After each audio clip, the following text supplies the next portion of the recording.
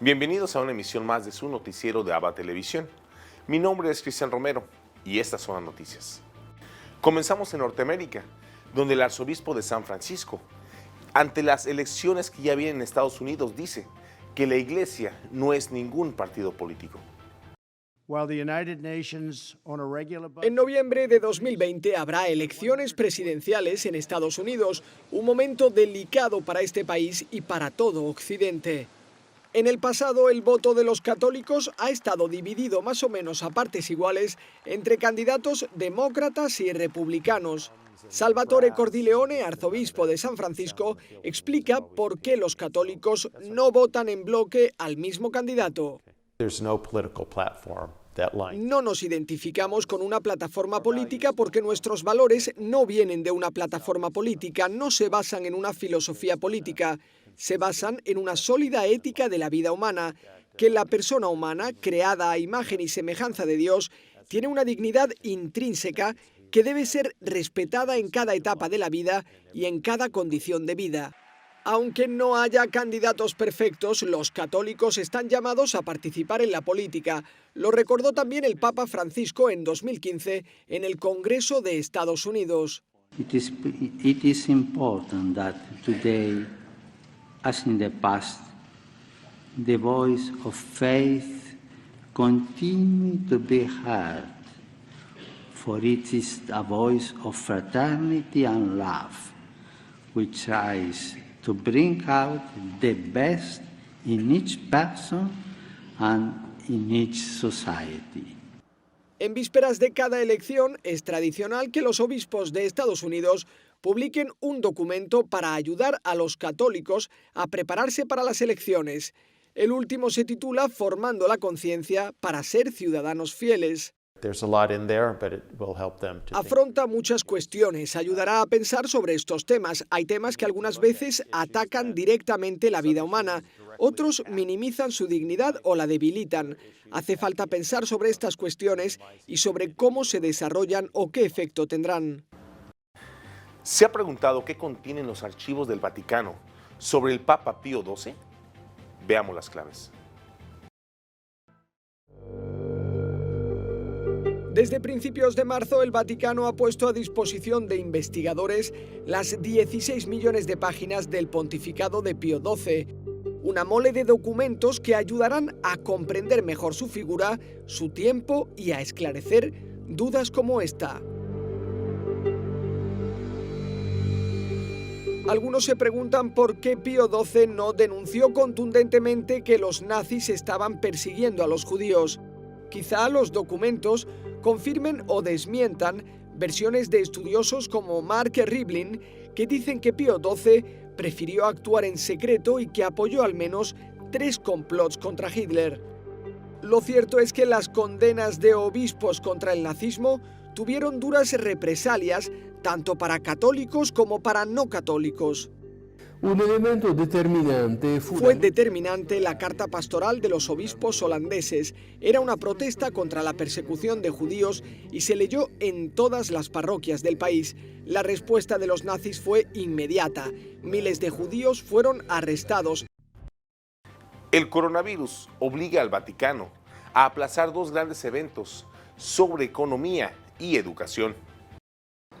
El coronavirus no había tenido más consecuencias en el Vaticano y en Roma que el cierre preventivo de una iglesia durante 3 días, pero el Vaticano ha tomado nuevas medidas y ha aplazado 2 de sus grandes proyectos. El primero, el Encuentro Internacional de Jóvenes en Asís para reflexionar sobre economía y finanzas. La idea era llamar a quien se está formando para hacer la economía del mañana y hacer un pacto con ellos para cambiar este mundo. El Papa quería convocar a los jóvenes porque ellos tienen todavía la posibilidad de cambiar las cosas. Ahora el encuentro será el 21 de noviembre en lugar de en marzo. Será en Asís. El Papa irá y tendrá una reunión con unos 2.000 jóvenes participantes de 115 países. También se aplaza la firma del Pacto Global por la Educación. Debía ser en mayo, pero será el 15 de octubre. El Vaticano había invitado a líderes culturales, políticos y religiosos de todo el mundo para proponer un compromiso por la educación de niños y jóvenes. Il patto educativo non deve essere un semplice ordinamento, non deve essere un ricucinato dei positivismi che noi abbiamo ricevuto dell'educazione, dell'illustrazione. Deve essere rivoluzionario. La idea es confirmar que la educación prepara a los jóvenes para los desafíos del futuro y para construir sociedades más equitativas. A continuación tenemos el agrado de compartir una reflexión del Evangelio del Día a cargo de nuestro director general, Jaime Sevilla. En el Evangelio de hoy, tomado del capítulo 7 de San Mateo, tenemos nosotros 3 formas o 3 pasos para hacer la oración. Dice Jesús, pidan y se les dará. Esa es la primera característica de nuestra oración, de ser una oración confiada, porque al que pide, se le da. Así nos dice el Señor. Dice luego la otra característica, pedir, la otra sería busquen y encontrarán. De una forma de decir, muchas veces nosotros en nuestra oración debemos de buscar el sentido de nuestra vida, debemos de buscar las respuestas a nuestras situaciones, debemos de buscar con la ayuda del Espíritu de Dios esas soluciones a nuestros problemas. Busquen y encontrarán. Y la tercera característica es, toquen y se les abrirá. Y entonces esto Jesús nos lo pone en la palabra de Dios, en su Evangelio el día de hoy, para que en este tiempo hermoso de la Cuaresma que estamos viviendo, tengamos en cuenta estos 3 pasos de la oración: pedir, buscar y tocar. Y sabemos de que cuando nosotros estamos tocando la puerta del corazón, sin duda Dios nos va a ayudar a abrir esa puerta. Sin duda Dios también nos abre la puerta suya para que nosotros entremos en ella y así podamos nosotros contemplar la grandeza de su amor, de su providencia y su misericordia. Y remata el Señor con la siguiente frase: si ustedes que son malos saben dar cosas buenas a sus hijos, con mucha más razón su Padre que está en el cielo les dará las cosas que ustedes necesitan. La palabra de Dios hoy nos invita a confiar completamente en el Señor. Que así sea.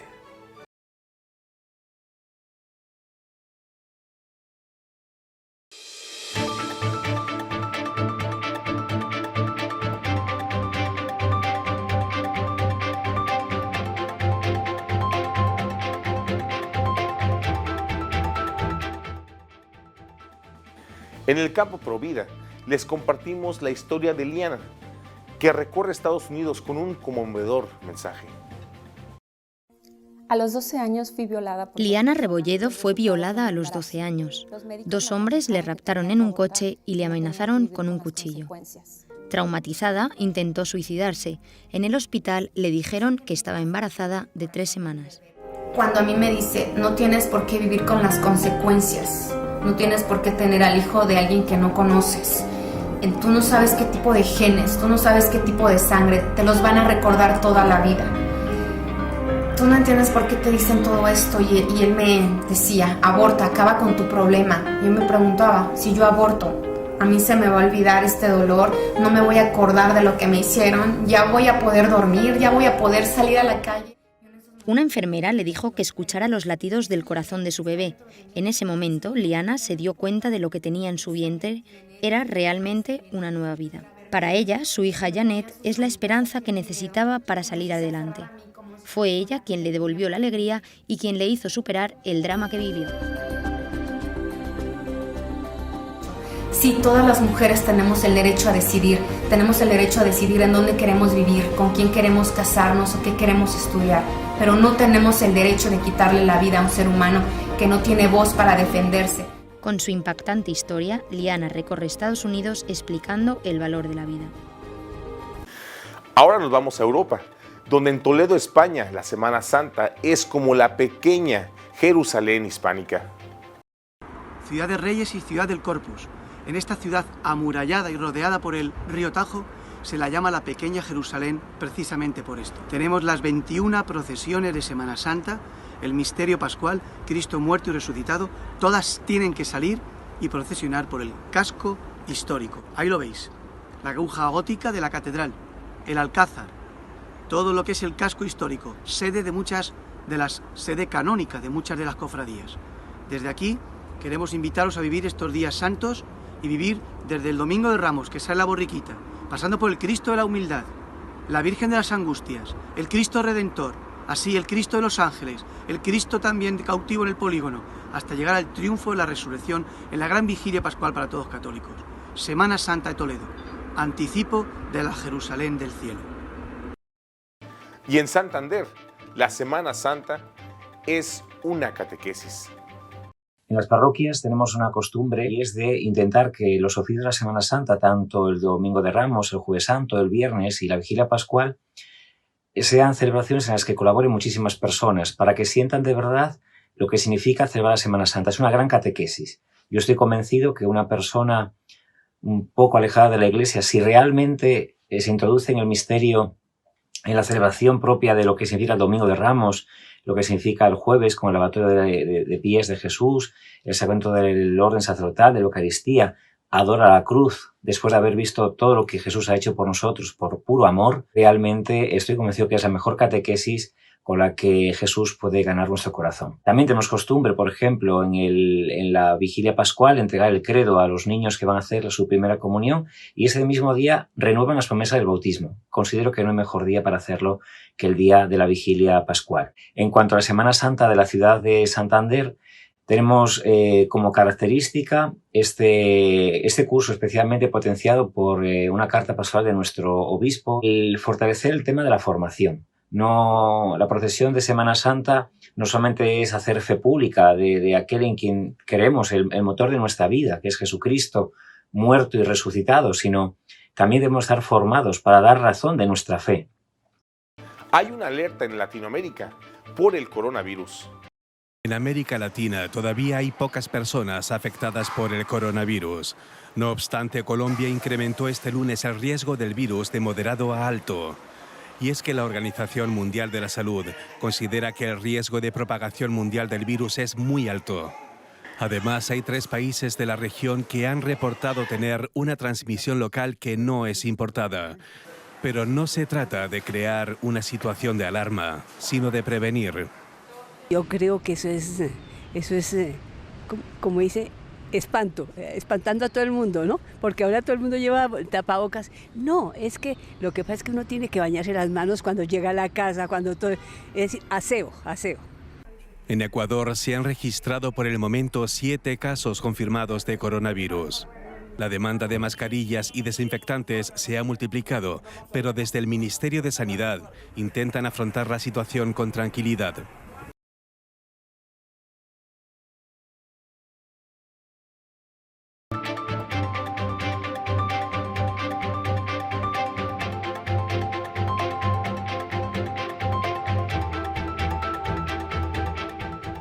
Hoy les presentamos un resumen de la catequesis del Papa Francisco sobre Cuaresma. Queridos hermanos y hermanas, comenzamos hoy la Cuaresma, un camino de 40 días hacia la Pascua, hacia el corazón del año litúrgico. En este camino tenemos presente los 40 días que Jesús se retiró al desierto para orar y ayunar. Y allí fue tentado por el diablo. Hoy, miércoles de ceniza, reflexionamos sobre el significado espiritual del desierto. Imaginemos que estamos en un desierto. Nos alejamos de los ruidos, de todo lo que nos rodea habitualmente y nos envuelve un gran silencio. En el desierto hay ausencia de palabras y así podemos hacer espacio para que el Señor nos hable al corazón. Es el lugar de la palabra de Dios. En el desierto también nos alejamos de tantas realidades superfluas que nos rodean. aprendemos a ayunar, que es renunciar a las cosas vanas para ir a lo esencial. Por último, el desierto es un lugar de soledad. Allí podemos encontrar y ayudar a tantos hermanos descartados por la sociedad, tantos hermanos solos que viven en el silencio y la marginalidad.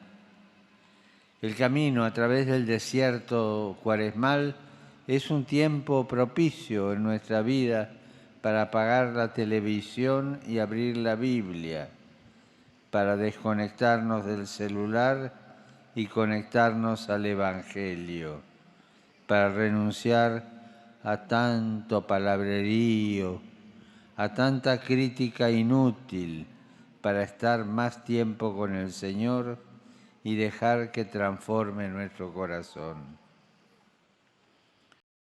Acercándonos ya a los 40 años del martirio de San Óscar Romero, hoy para nuestro final del noticiero les presentamos una hermosa alabanza en su honor.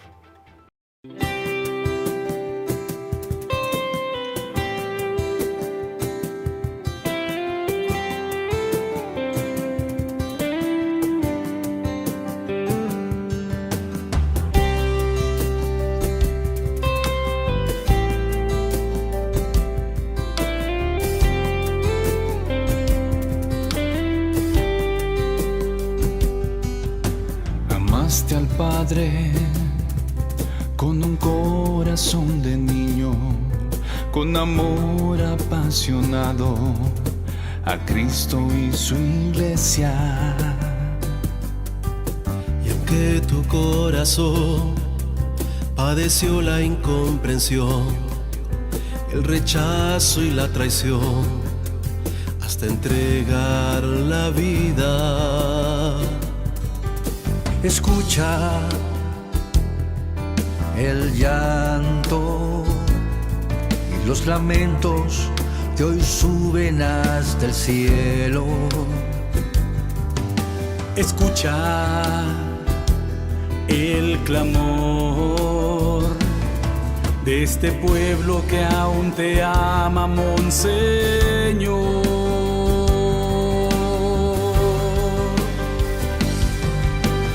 Ruega por nosotros, Monseñor, abogado de los pobres y oprimidos.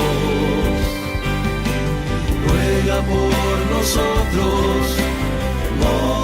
Monseñor, apóstol de la paz, que hoy cese la violencia. Ruega por nosotros, Monseñor, puente del perdón. Trae reconciliación. Ruega por nosotros, Monseñor.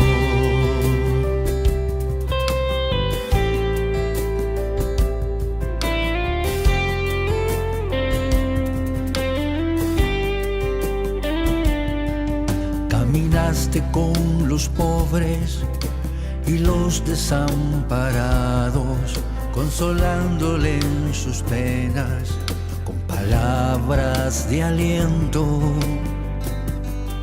Y aunque tus propios hermanos también te abandonaron, te siguieron difamando, sigues vivo en tu pueblo. Escucha el llanto y los lamentos que hoy suben hasta el cielo.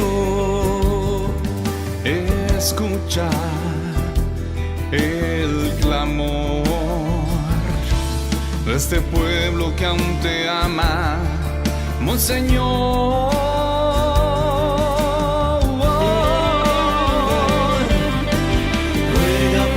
Nosotros, Monseñor, abogado de los pobres y oprimidos, ruega por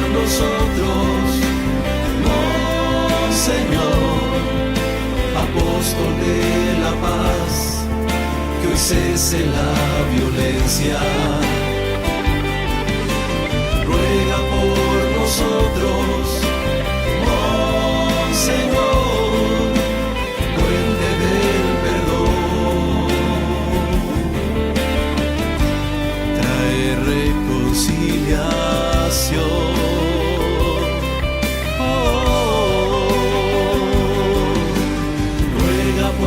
Nosotros, oh Señor, abogado de los pobres y oprimidos,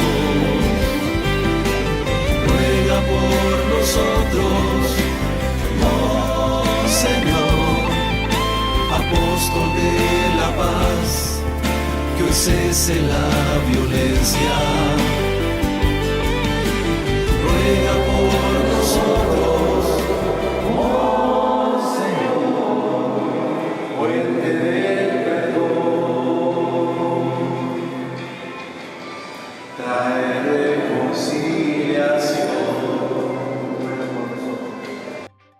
Y así llegamos al final de una emisión más de su noticiero de ABA Televisión.